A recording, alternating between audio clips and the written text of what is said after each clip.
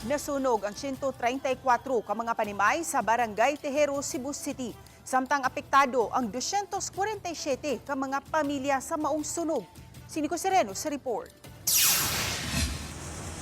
Ingon ani kadako ang kayo nga milamoy sa mga balay sa sitio Silangan, Barangay Tejero, Sabado sa gabi. Daling nga kadako ang kayo sa nagsikit-sikit nga mga balay, maong napaubos sa third alarm ang insidente. Pipila ka oras milanat ang pagpakigbugno sa kabumbiruhan sa kayo nga napaong mga tungang gabi na.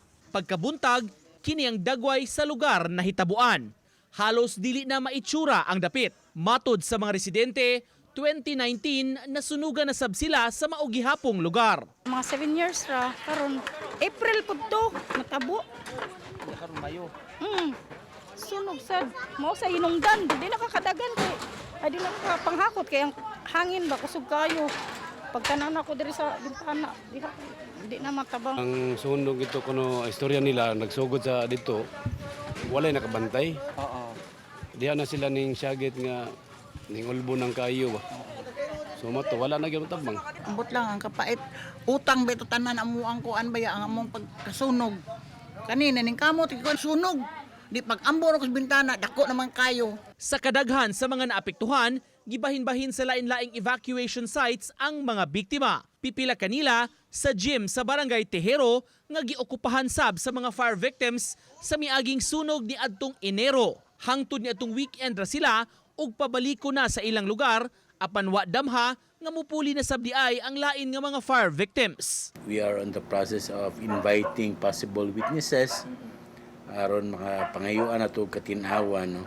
But as of now na istorya nato ang investigator, no, on case. Dungan sa investigasyon sa taga BFP ang pagkuha sab og mga debris sa balay kundi nagsugod ang kayo. Apan ng problema sila kay may mga linya sa kuryente nga giingong nangahanaw. Dunay nakita nga posible nga problema gamay kay mo lagi to mga electrical wirings, no, nga nasunog,